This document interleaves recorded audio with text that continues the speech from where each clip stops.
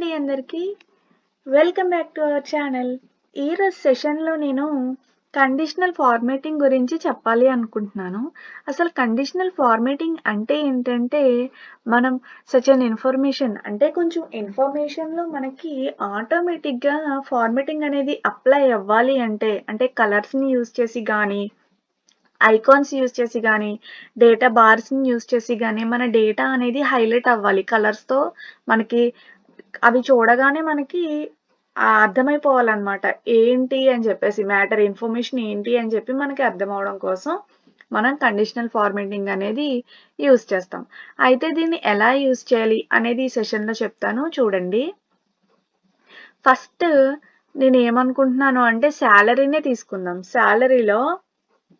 Salary అనేది మొత్తం దీన్ని సెలెక్ట్ చేశాను. ఇక్కడి వరకు సెలెక్ట్ చేశానండి నేను. సెలెక్ట్ చేసి దీనికి కండిషనల్ ఫార్మాటింగ్ అప్లై చేయాలి అనుకుంటున్నాను. కండిషనల్ ఫార్మాటింగ్ క్లిక్ చేస్తే మనకి హైలైట్ సెల్స్ ఇంకా చూడండి ఇందులో మనకి greater than, less than, between, equal to, text that contains ఇవన్నీ ఉన్నాయి కదండి డేటా అక్కరింగ్.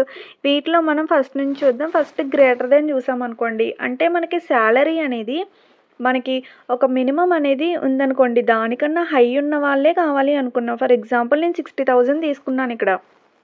అంటే ఇక్కడ మనకి కలర్స్ కూడా అప్లై చేసుకోవచ్చు అనమాట. మనం సెలెక్ట్ చేసుకున్న కలర్ అప్లై చేసుకుని ఓకే క్లిక్ చేసేస్తే ఇక్కడ చూసారు కదా, ఇలా మనకి చేంజ్ అవుతాయి అన్నమాట.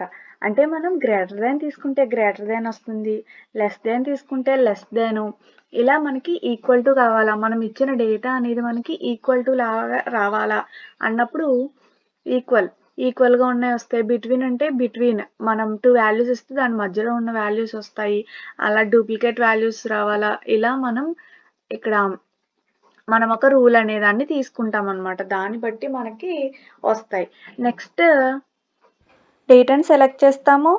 మళ్ళీ కండిషనల్ ఫార్మాటింగ్ క్లిక్ చేస్తే మనకి second option top or bottom rules వస్తుంది. ఇందులో టాప్ 10% బాటమ్ 10 ఐటమ్స్ కావాలా, బాటమ్ 10% కావాలా, ఇలా మనకి కొన్ని వస్తాయండి. అందులో నేను టాప్ 10 ఐటమ్స్ అనేదాన్ని క్లిక్ చేశాను.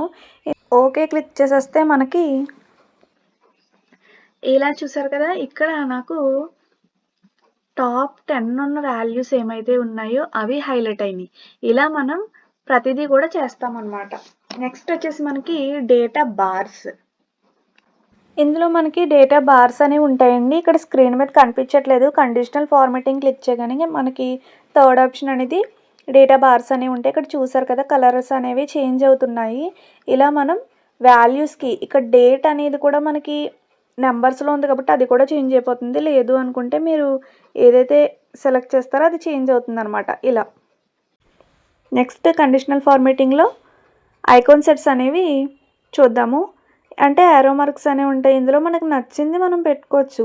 సర్కిల్స్ అని, లేదంటే షేడ్స్ అని చెప్పేసి, wrong, tick, correct, flags, star, moon, ఇలా మనకి ఏదైతే కరెక్టో అది పెట్టుకోవచ్చు అనమాట. స్టార్ అని సెలెక్ట్ చేశాను. ఇలా మన డేటా అనేది చేంజ్ అవుతుందన్నమాట.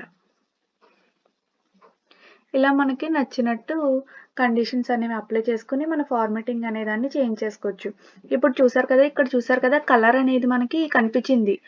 ఏంటి అంటే శాలరీ తీసుకున్నప్పుడు అందరికన్నా హైయెస్ట్ ఎవరికైతే ఉన్నాయో వాళ్ళకి ఫుల్ స్టార్ వచ్చేసింది.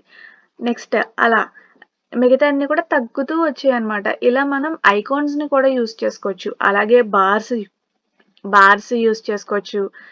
ఇంకా చూసారు కదా, బార్స్ అనేవి ఇలా మనకి చేంజ్ అవుతాయి అనమాట. కలర్ స్కేల్స్ యూజ్ చేసుకోవచ్చు. ప్రతి దానికి కూడా మనకి ఇలా డేటాని సెలెక్ట్ చేసుకోవడం, కండిషనల్ ఫార్మాటింగ్లోకి వెళ్ళడం, డేటా బార్స్ అయితే డేటా బార్స్ అంటే మనకి ఎక్కువగా ఉన్న డేటా ఎలా వస్తుంది, తక్కువగా ఉన్న డేటా ఎలా వస్తుంది. ఇక్కడ హైరింగ్ అనేది మనకి హైర్ అయిన డేటా కాబట్టి మనకు అది కాదండి.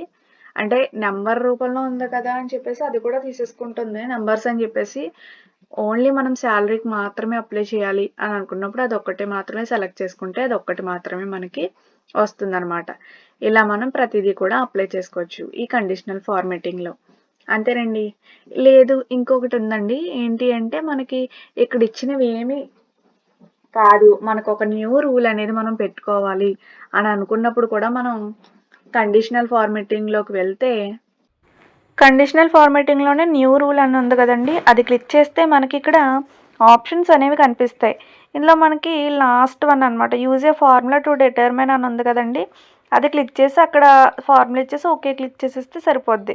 ఫస్ట్ ఫార్మేట్ ఆల్ సెల్సా, ఫార్మేట్ ఓన్లీ సెల్సా, ఇక్కడ ఉన్న ఏమైనా సరే మనం క్లిక్ చేసుకోవచ్చు. లేదు మనకి ఇవేమీ వద్దు అనుకుంటే మనం ఫార్ములా అనేది మనం యూజ్ చేసుకుని బార్స్ అనేవి కండిషనల్ ఫార్మేటింగ్ అప్లై చేసుకోవచ్చు. ఇలా మనం డేటాకి అప్లై చేస్తాం. ఇది ఓన్లీ శాలరీకి నెంబర్స్ ఉంటే మాత్రమే కాదండి. మనం ఫర్ ఎగ్జాంపుల్ ఈ పర్సన్స్ అంటే ఈ నేమ్తో ఉన్న పర్సన్స్ ఎంతమంది ఉన్నారు, వాళ్ళు హైలైట్ అవ్వాలి అన్న ఇలా వేరు వేరు కండిషన్స్లో కూడా మనం కండిషనల్ ఫార్మేటింగ్ అనేది అప్లై చేసుకుంటాం. ఇక్కడ నేను ఓన్లీ శాలరీ మాత్రమే చూపించాను. రిమైనింగ్ అన్నిటికి కూడా మనం కండిషనల్ ఫార్మేటింగ్ అనేది అప్లై చేసుకోవచ్చు. లొకేషన్స్ సేమ్ ఉన్న వాళ్ళు అయినా అలా, లేకపోతే మేల్స్ ఎంతమంది ఫీమేల్స్ ఎంతమంది, ఇలా డిఫరెంట్ ఆప్షన్స్ అనేవి మనం యూజ్ చేసుకుని కండిషనల్ ఫార్మేటింగ్ అనేది మనం అప్లై చేసుకోవచ్చండి. దట్స్ ఇట్ అండి. ఈరోజు సెషన్లో మనం కండిషనల్ ఫార్మేటింగ్ బేసిక్స్ అనేవి తెలుసుకున్నాం కదా. రిమైనింగ్ అన్నీ నెక్స్ట్ సెషన్లో చూద్దాం. Thank you for watching. Subscribe.